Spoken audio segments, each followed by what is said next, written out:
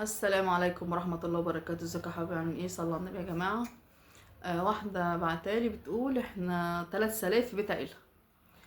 انا مراتي الصغير وجوزي مسافر وعنده بنت لسه ما اتجوزتش. فجوزي قرب يجي من السفر، فاتصل بمامته قال لها ايه، شوفي اختي عايزة ايه ومراتات اخواتي عايزين ايه عشان اجيب لهم وانا جاي. فاخته طلبت شامبو وبلسم وسيرم وحاجات كده يعني. فمرات اخو التانية نفس الكلام. فجت على التالتة دي قالت ايه، لا جوزي قال لي ما تطلبيش حاجه. فقالت لها يا بنتي لا، قولي ده اخوكي و...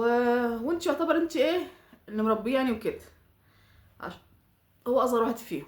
قالت لها مربيه انت عايزه تكبريني وخلاص. قالت لها يعني انت جايه عليه وهو صغير، قولي زيك زي اخته زي مراته، شوفي عايزه ايه. قالت لها لا مش عايزه حاجه. قالت لها لا والله قولي ده اخوكي، قولي عايزه ايه. قالت لها خلاص خليه يجيب لي ايه زي ما هيجيب لاخته. قالت لها خلاص ايه، خلاص ماشي. فبتقول له خلاص، ما انا ما اتكلمتش وماليش دعوه بالحوار ده، هو وما كلمنيش. ففوتنا يومين كده ولقيته بيكلمني فوق في شقتنا يعني. فبيقول لي بقول لك ايه، مرات اخويا بعتلي صوره حاجه انا مش عارفه اشتريها. فبتقول له يعني ايه مش هتعرف تشتريها؟ قال لها ايوه يعني.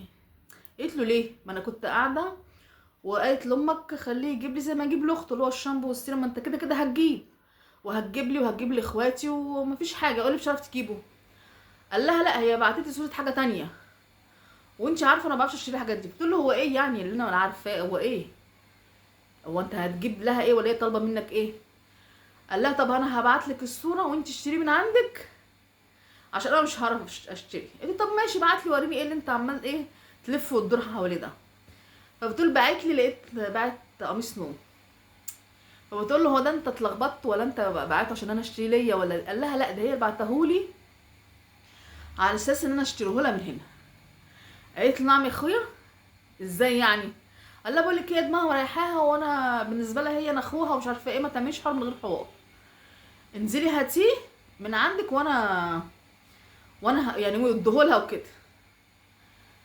قالت له يعني ايه يعني؟ قال لها انا بقول مش عايز حوار بقى ومش عايز كلام فاضي، ايه دي اختي دي مرات اخويا انت عبيطه. فبتقول ايه انا حسبتها بما ان هو قال لي يبقى كده مفيش حاجه في دماغه، لكن العيب عليها هي اللي بعتله حاجه زي كده. ثم رحت مقفله معاه مخلصه، قلت له خلاص ماشي مفيش مشكله. ورحت واخده التليفون نازله جري على حماتي. كانت نايمه، رحت مصحياها قومي قومي في ايه يا بنتي في ايه خير، قومي بس عايزاكي. فبتقول قامت بوريها مرات ابنك الحلوه، طالبه وريتها الصوره وطالبه من جوزي ده. قالت لها يا بنتي عيب انت بتهزري. وقالت لها هو والله اهو شوفي صورتها واسمها، وجوزي بيقول لي انا مش عارفه اشتري الحاجه دي فانت اشتريها من عندك واديها لها. المفروض بقى انا اطلع بقى افرج عليها البيت ولا اقول لجوزها طلقها ولا انا اعمل ايه ولا اروح لاهلها ولا ايه الموقف؟ فبتقول حماتي قعدت تعيط، معلش حقك عليا انا هكلمها، كده البيت هيولع في بعضه والاخوات هيموتوا بعض، معلش حقك عليا مالكيش ايه، مالكيش دعوه انا هتصرف. قالت لها انا متغاظه. قالت لها حقك وانا هجيب لك حقك، لكن انت ما تعمليش حاجه وما تتكلميش. فبتقول وانا اتلهيت وسكت وطلعت واتلهيت ايه ان انا بوضب شقتي وبظبط حاجات وبجيب حاجات عشان ايه جوزي خلاص جاي من السفر. فبتقول ونسينا على كده وجوزي جه وادى الهدايا ومفيش اي حاجه.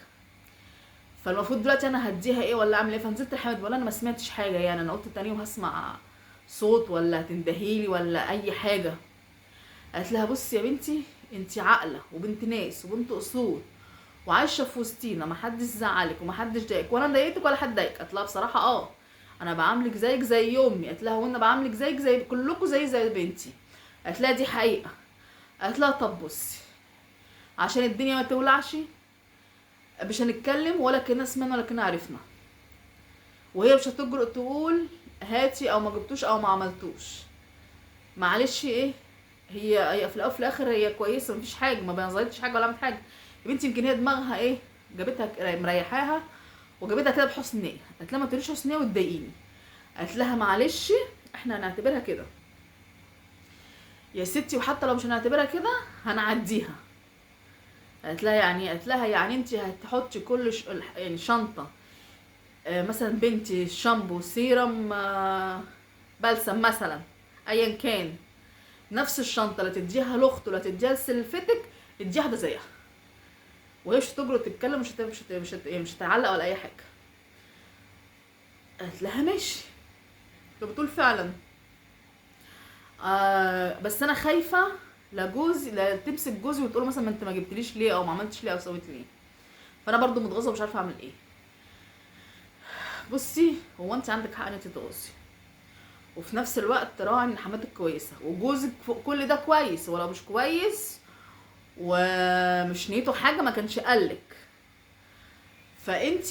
انت طلعتي عاقله فكملي، وحماتك بتقولي كويسه، فاشتري حماتك واشتري انت بيتك برضه عشان ما يحصلش مشاكل ولا كانك تعرف حاجه. بس انت امسكي تليفون جوزك، اعملي لها حظر على الواتس وعلى الفيس وعلى المسج وعلى كل حاجه ان هي ما تعرفش توصل مع جوزك، حتى لو درجه ان هو نزل يفول على السلم، ان هي ما تمسكوش ولا تقفشه ولا تتكلم ولا تقول له كان ولا مين. هنلاقي عليه من جميع النواحي، وهي عمرها ما هتتجرأ وتقول له انت ما جبتليش ليه او ما عملتش ليه، ونعتبرها حسن نيه. يعني هو ما ينفعش وغلط، بس عشان فعلا راي حماتك ما نولعش البيت حريقه او بين الاخوات يحصل مشاكل، فانت اتك على العقل شويه، وكانها كان ما فيش حاجه حصلت وعاملاها عادي ومفيش اي حاجه. ان ممكن تكون هي عدت من عليها يعني، وفي دماغها ان هو اخويا او اخويا الصغير، هو ما ينفعش في جميع الاحوال ما ينفعش، بس احنا هنعتبرها كده ونعديها غلطه ووقعت فيها مفيش مشكله. وانتي يا دام جوزك قالك وصرحك يبقى هو مش في نيته حاجه. ويا ستي ربنا يهدي ربنا يهدي، ربنا يهدي الجميع. وانتوا لو حد حط في الموقف ده يقول لنا عمل ايه وصرف ازاي. ولا يكبر بالله عليكم لايكات، والسلام عليكم، فيديو جديد.